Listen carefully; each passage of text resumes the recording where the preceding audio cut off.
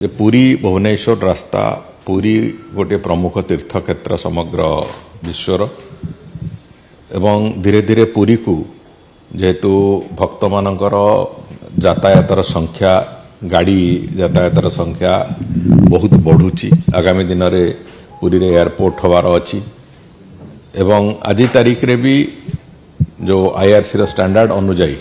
पुरी को जेतिकी जानवाहन जीवा कथा से अनुपात रे अधिक संख्यार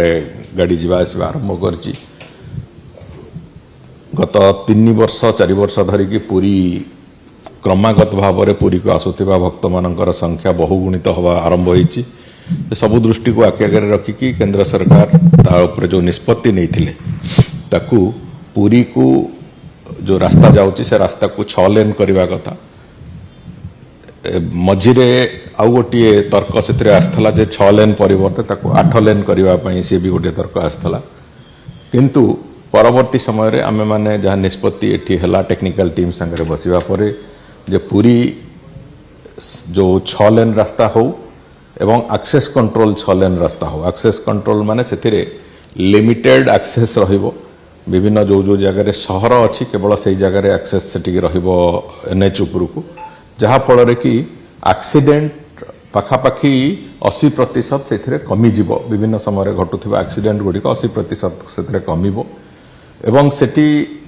विभिन्न पार्श्व दुई पार्श्व रोथवा जो गाँ गुड़िक हो कि बाकी जो अंचल गुड़िक जो जनबसती अच्छी सेमानंकर यातायात पाई दुई पार्श्व 2 लेन करिकी 4 लेन रो सर्विस रोड सेठी तैयारी होबो कंटिन्यूअस सर्विस रोड जोटा कि पूरा पुरी रो भुवनेश्वर पर्यंत लागिबो जहाँ फल कि अधिकांश यातायात सर्विस रोड रे होबो एवं जे सीधा सड़क पुरी जीवा को चाहूथिबे से माने भुवनेश्वर रु पुरी हो कोई पिपिली रु पुरी हो एभली